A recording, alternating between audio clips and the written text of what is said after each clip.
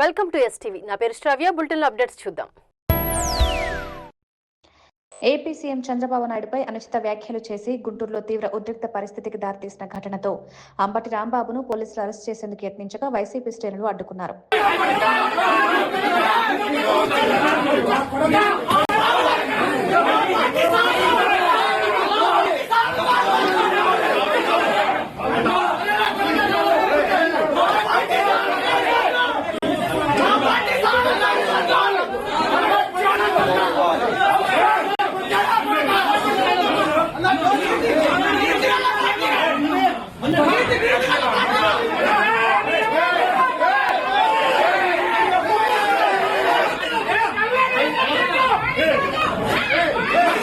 మరోవైపు అంబటి రాంబాబు ఇంటి చుట్టూ టీడీపీ శ్రేణులు భారీగా మోహరించి ఆందోళనకు దిగారు. గుంటూరు విద్యానగర్లో ఉన్న అంబటి రాంబాబు ఇంటి వద్ద తీవ్ర ఉద్రిక్తత నెలకొంది.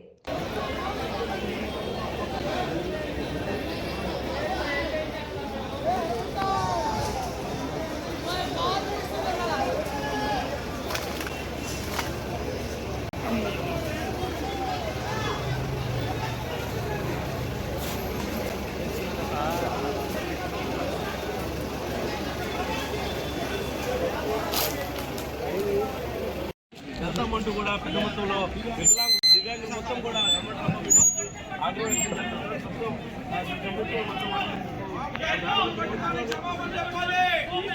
ఈ పరిస్థితుల నడుమ అంబటి రాంబాబుపై 2 కేసులు నమోదు చేసిన పోలీసులు ఆయన్ను అరెస్ట్ చేశారు.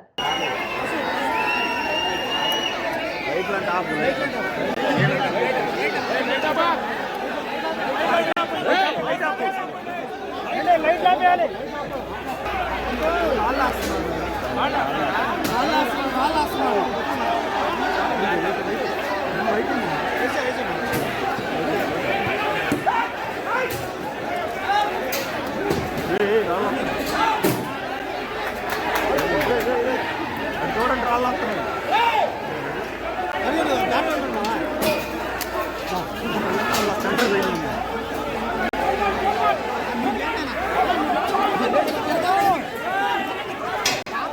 భాష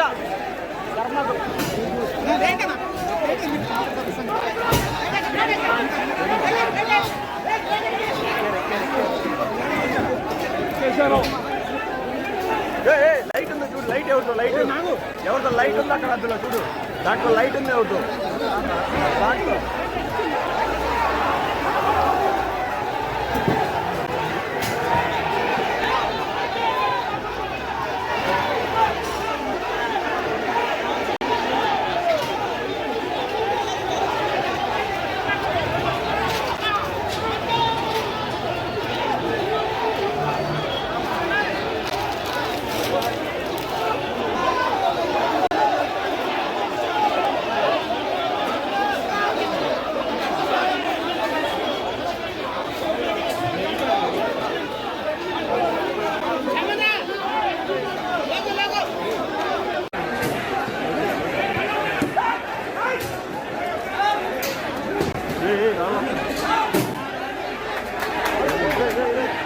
చూడండి రాళ్ళు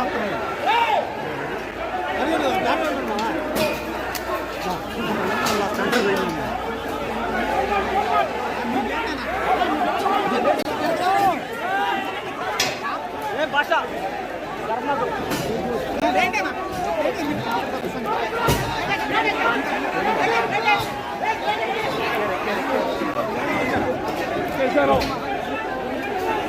లైట్ ఉంది చూడు, లైట్ ఎవరితో లైట్ ఉంది అక్కడ అందులో చూడు, దాంట్లో లైట్ ఉంది ఎవరితో దాంట్లో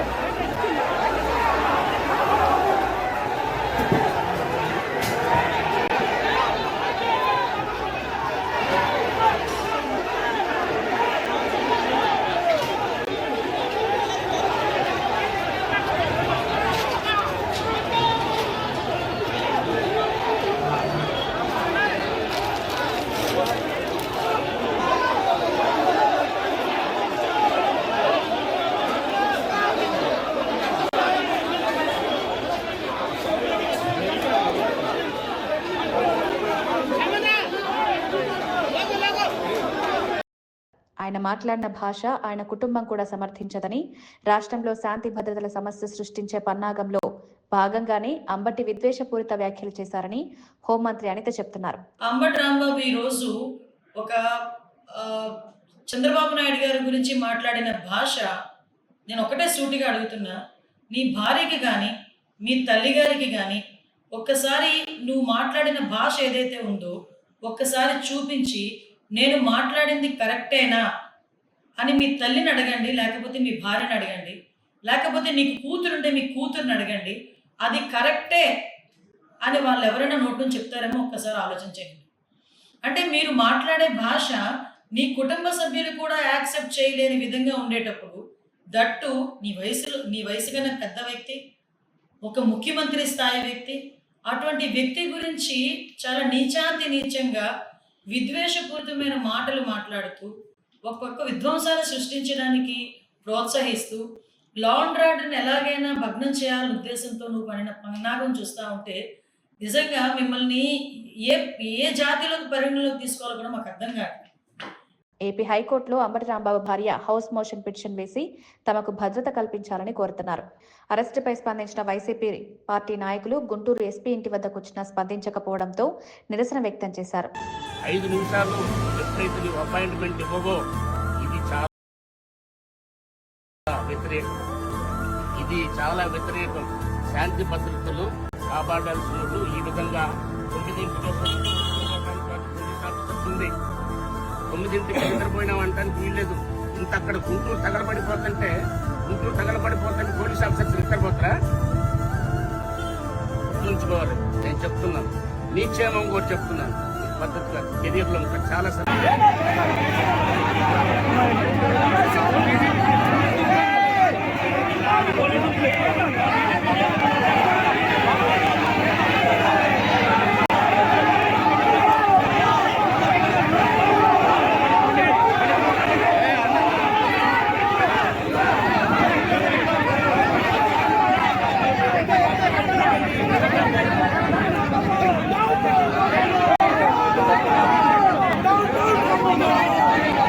ఇక అంబటి రాంబాబు ఇంటి వద్ద ఆఫీస్ కి సత్తెనపల్లి వైసీపీ ఇన్ఛార్జి భార్గవ రెడ్డి అనుచరులు నిప్పు పెట్టినట్టు తెలుస్తోంది.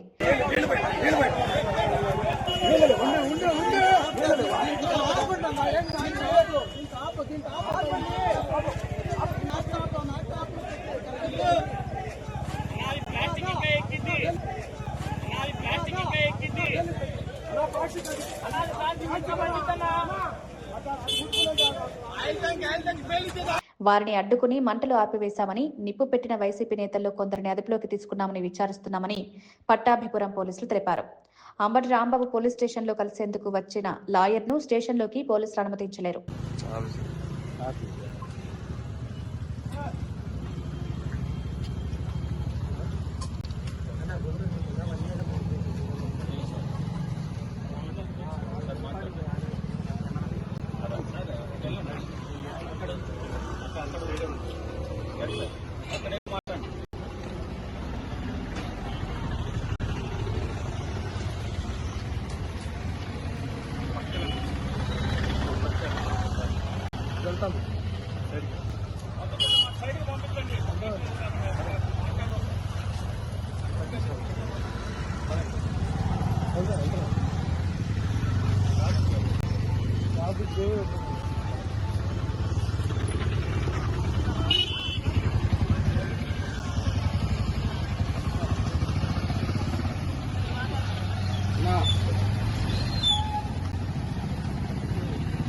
హలో,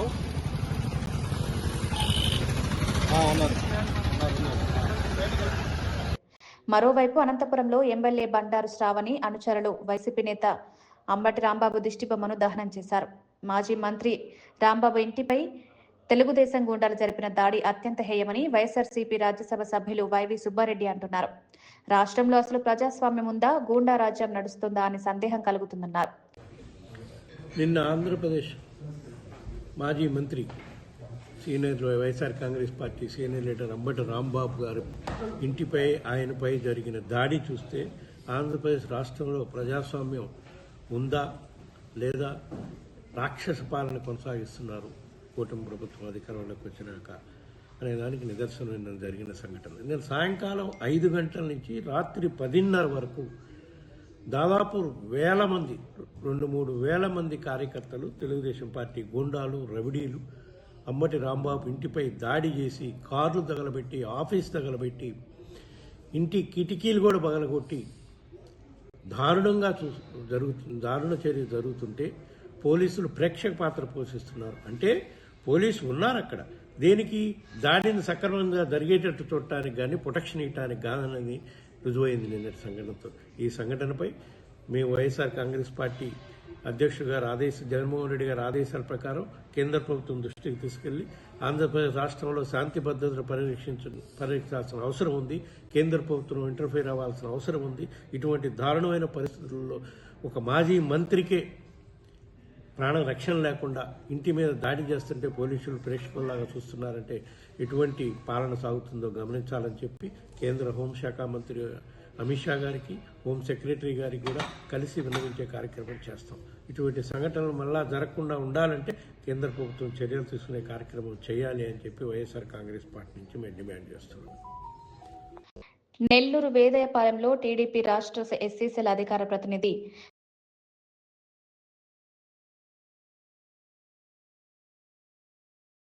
మాతంగి కృష్ణ ఆధ్వర్యంలో అంబటి రాంబాబు దిష్టిబొమ్మకు శవయాత్ర నిర్వహించారు. మాజీ మంత్రి అంబటి రాంబాబు వాడిన అసభ్య పదజాలానికి నిరసన తెలిపారు. వైసీపీ నాయకులకి ఇప్పటికల్లా చలనం వచ్చి ఈ నోరు అదుపులో పెట్టుకుంటారని ఈ రోజు ఈ శవయాత్ర చేసి ఈ శవాన్ని అంబటి రాంబాబు శవాన్ని కాల్చి పూర్తి చేసి ఈ బూడిద తీసుకుపోయి ఈ పెన్న నదిలో కలపాలని ఈ యాత్ర కొనసాగిస్తున్నాం. ఇదే యాత్ర కాదు, ప్రతి ఒక్కరికి కూడా ఎవరైతే నోరు అదుపులో లేకుండా మాట్లాడుతున్నారో వాడు పెన్ని నాని కానీ జోగి రమేష్ గారు కానీ వాడు కొడాలి నాని గాడు, వాడు వలపలేని వంశీ గాడు, ఈయన కొడుకులందరూ కూడా మేము ఈ శవయాత్రలు ప్రతి ఒక్కరు కూడా చేస్తాం. ఈ రోజు నుంచి వాళ్ళకి స్టార్ట్ అయింది. ఖబర్దార్ వైసీపీ నాయకులారా,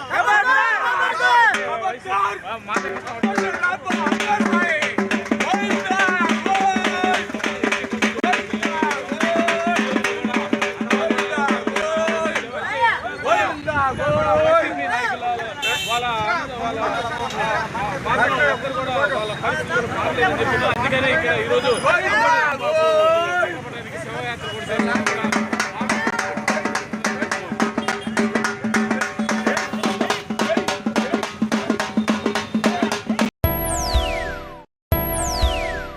ఆంబోతు రాంబాబు గతంలో పశువులకి మితిమీరి జనాల మీద పడుతుంటే గాడి కట్టేవాళ్ళం మెళ్ళలో. ఇప్పటికే ఆంబోతు రాంబాబు గారికి గాడి కట్టాల్సింది. 2 సార్లు ఎమ్మెల్యే అయ్యావు, దాదాపు 30 సంవత్సరాలు నిన్ను ప్రజలు నిరాదరణకు గురి చేశారు. కేవలం 2 సార్లు లక్కీగా ఎలక్షన్లో నువ్వు నెగ్గావు. ముఖ్యమంత్రిగా 9 సార్లు ఎమ్మెల్యేగా, కౌంట్ తక్కువేమో ఇంకా ఎక్కువే ఉంటుంది. ఒక ప్రజలకు సేవ చేస్తున్న సీఎం చంద్రబాబు నాయుడు గారి గురించి విచక్షణ మరిచి లకారాలు బయటకు వచ్చే విధంగా మాట్లాడిన మీ బాధ్యతా విధానాన్ని ప్రజలందరూ కూడా చూస్తున్నారు. మీలాంటి వాళ్ళ వల్లే అశేష పెరంతో గెలిచిన వైఎస్ఆర్సీపీ పార్టీ ఒక్క ఛాన్స్ అంటూ వచ్చిన వైసీపీ పార్టీని 11కి నెట్టేశారు. ఇటువంటి మూర్ఖులు ఉన్నారే కాబట్టి వైసీపీ పార్టీని ప్రజలందరూ కూడా నిరాకరించారు.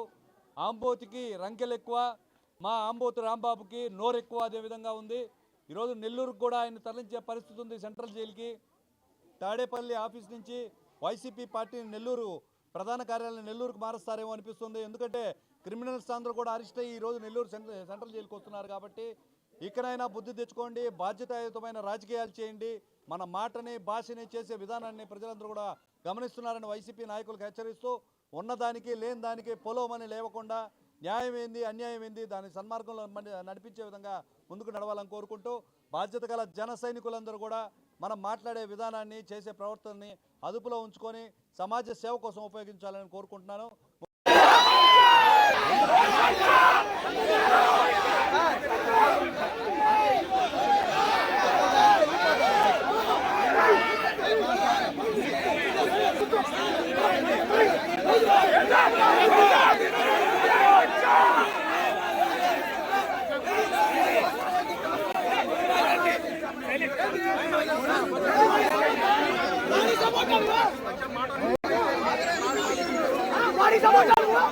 వాడి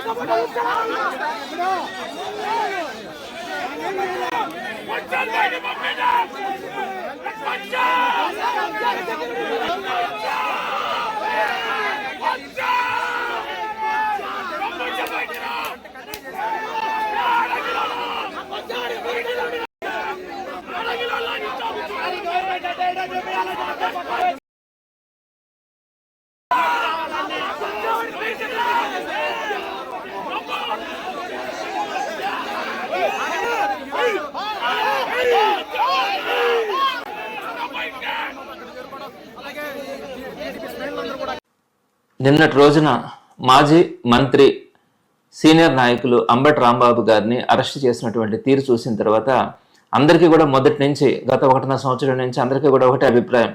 ఆంధ్ర రాష్ట్రంలో ప్రజాస్వామ్యం కూని అయింది, ఒక నియంత పాలన కొనసాగుతా ఉంది అనే క్రమంలో నిన్న జరిగినటువంటి తీరు దానికి నిదర్శనంగా కూడా కనపడతా ఉంది. అత్యంత జుగుప్సాగరంగా ఒక సీనియర్ మంత్రిని అరెస్ట్ చేసినటువంటి విధానం కానీ, అక్కడ ప్రవర్తించినటువంటి రౌడీయిజం కానీ, వాటి అన్నిటిని చూసిన తర్వాత ప్రతి ఒక్కరు కూడా ఆశ్చర్యపోతా ఉన్నారు. అసలు ఆంధ్ర రాష్ట్రంలో ఏమైంది, ఏమవుతా ఉంది, ఎందుకు ఇంత అరాచకమైనటువంటి పరిస్థితులు కొనసాగుతా ఉన్నాయని. దీనికి అంతటి కూడా కారణం ఏంటి? ఒక ముఖ్యమంత్రిగా 14 సంవత్సరాలకు పైగా పనిచేసినటువంటి చంద్రబాబు నాయుడు గారు ముఖ్యమంత్రిగా ఉన్నారు. ఆయన చిత్తూరు జిల్లాకు చెందినటువంటి వాసి. చిత్తూరు జిల్లాలో, పూర్వపు చిత్తూరు జిల్లాలో తిరుమల తిరుపతి విశిష్టత గురించి ఒక్క ఆంధ్ర రాష్ట్రమే కాదు, భారతదేశమే కాదు, ప్రపంచవ్యాప్తంగా ఉన్నటువంటి అన్ని దేశాల్లో కూడా తిరుమల తిరుపతి గురించి, తిరుమల తిరుపతి విశిష్టత గురించి అందరికీ కూడా తెలిసిందే. తిరుమల అంటే కూడా మళ్ళా అందరికీ కూడా తెలిసినటువంటి విషయం తిరుమల లడ్డు. తిరుమల లడ్డు యొక్క పవిత్రత ప్రతి ఒక్కరికి కూడా తెలిసిందే.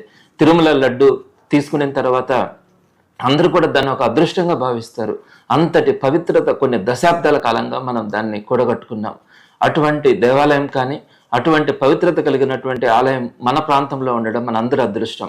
మరి అదే ప్రాంతానికి చెందినటువంటి చంద్రబాబు నాయుడు గారు అక్కడ ఉన్నటువంటి వెంకటేశ్వర యూనివర్సిటీలో కూడా చదివినటువంటి వ్యక్తి ఈరోజు ముఖ్యమంత్రి కావడం, అలాంటి స్థానంలో ఉన్న వ్యక్తి కొన్ని ఆరోపణలు చేయడం.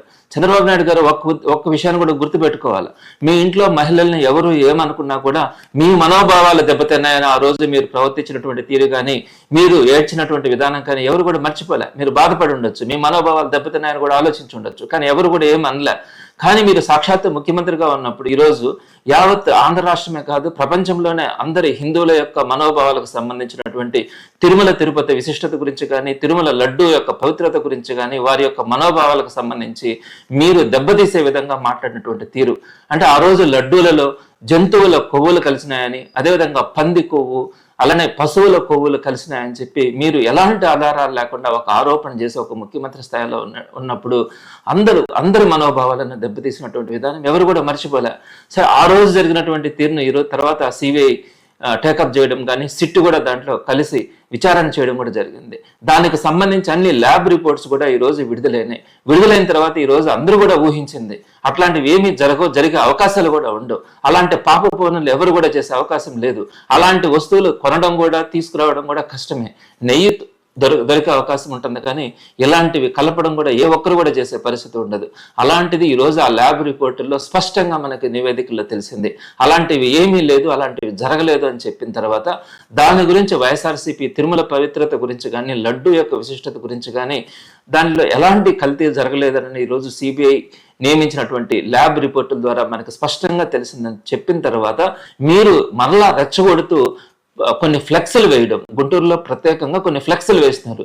లేదు, తిరుమల తిరుపతి లడ్డూల్లో ఈ కల్తీలు జరిగినాయి, ఇది వాస్తవం అని చెప్పి మీరు చెప్పినారంటే ఎక్కడైనా కూడా ఫ్లెక్స్లు ఎందుకు వేసుకుంటామండి? మన ఆత్మగౌరవం పెరగడానికి కానీ, 10 మంది సంతోషపడడానికి ఫ్లెక్స్లు వేసుకుంటారు. అంతేగాని కొన్ని కోట్ల మంది భారతీయులకు సంబంధించినటువంటి మనోభావాలకు సంబంధించినటువంటి ఇష్యూ మీద మీరు వారి మనోభావాలను కించపరిచేలాగా వారిని రెచ్చగొడుతూ మీరు ఫ్లెక్స్లు వేసినటువంటి తీరు యావత్ భారతీయులు కూడా ఖండించాల్సినటువంటి సందర్భంలో వైఎస్ఆర్సీపీ స్పందించింది. అక్కడ ఉన్నటువంటి అంబటి రాంబాబు గారు అక్కడికి వెళ్ళి ఈ ఫ్లెక్స్లు తీసేయండి అని చెప్పినారే కానీ ఆయన ఎక్కడో కూడా వాటిని తొలగించినటువంటి పరిస్థితి కూడా లేదు. ఆ తర్వాత రోజు ఆయన మళ్ళా అక్కడ ఉన్నటువంటి వెంకటేశ్వర స్వామి దేవాలయంలో పూజలు నిర్వహించి ఇలాంటి అపవిత్రమైనటువంటి పనుల్ని క్షమించి ఈ రాష్ట్రాన్ని కాపాడమని చెప్పి ఆయన దేవుడికి మొక్కుకొని తిరిగి వస్తా ఉంటే అక్కడ ఉన్నటువంటి టీడీపీ మోకలు, రౌడీలు, గంజాయి బ్యాచ్ల ద్వారా మీరు ఆయన మీద తిరుగుబాటు చేయించి చెప్పులతో చాట్లతో మీరు ఆయన్ని కొట్టించడానికి ప్రయత్నించి ఆయన హత్యాయత్నం ప్రయత్నం చేసినారు. అక్కడ ఉన్నటువంటి పోలీసుల సాక్షిగా పోలీసులు అందరూ చూస్తుండగానే వీటన్నింటినీ కూడా గుంటూరులో ఉన్నటువంటి టీడీపీ మోకలు చేసినటువంటి తీరు అందరం కూడా చూసినాం. అయితే ఎక్కడ కూడా అంబటి రాంబాబు గారు వాటన్నిటి కూడా ఎక్కడ కూడా బెదరకుండా ముందుకు సాగుతా ఉన్న క్రమంలో ఆయన్ని పోలీసులు అడ్డగించుకొని పోలీసు జీపులో ఎక్కించిన తర్వాత కూడా ఆయన ఉన్నటువంటి వెహికల్ ని అడ్డగించుకొని దాన్ని రాళ్లతో కొడతా ఉన్నప్పుడు ఆయన ఆవేశంగా పైకి లేచి కొన్ని మాటలు మాట్లాడడం కూడా జరిగింది అక్కడ ఉన్నటువంటి వారిని ఉద్దేశించి.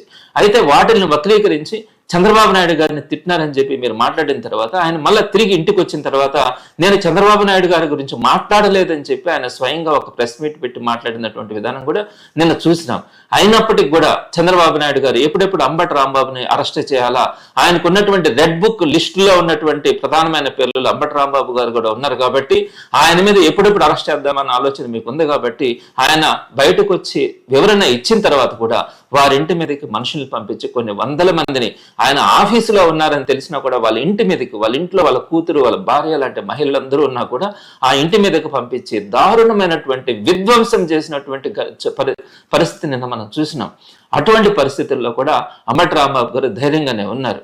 అయినప్పటికీ కూడా చల్లారినటువంటి చంద్రబాబు నాయుడు గారు అంబటి రాంబాబు గారిని అరెస్ట్ చేయమని చెప్పినటువంటి విధానం ఈరోజు సిగ్గుపడతా ఉన్నాం. ఏంటి మీరు చేస్తున్నటువంటిది? అంబటి రాంబాబు గారిని కొట్టించడానికి, హత్యాయత్నం చేయడానికి మీరు ప్రయత్నించినారు.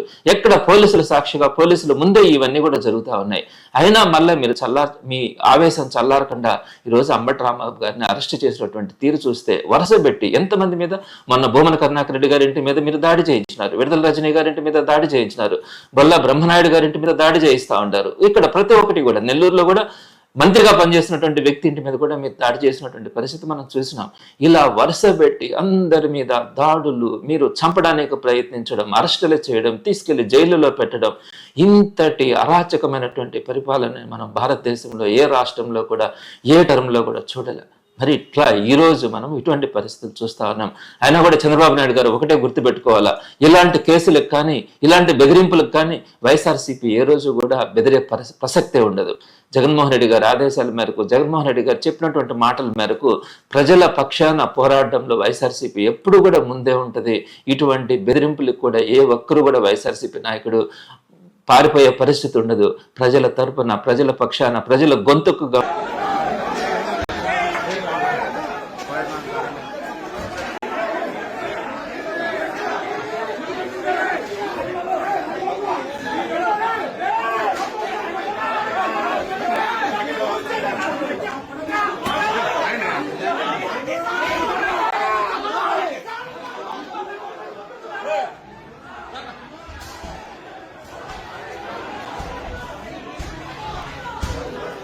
ఇవి ఇప్పటి వరకు ఉన్న bulletin updates. Keep watching STV.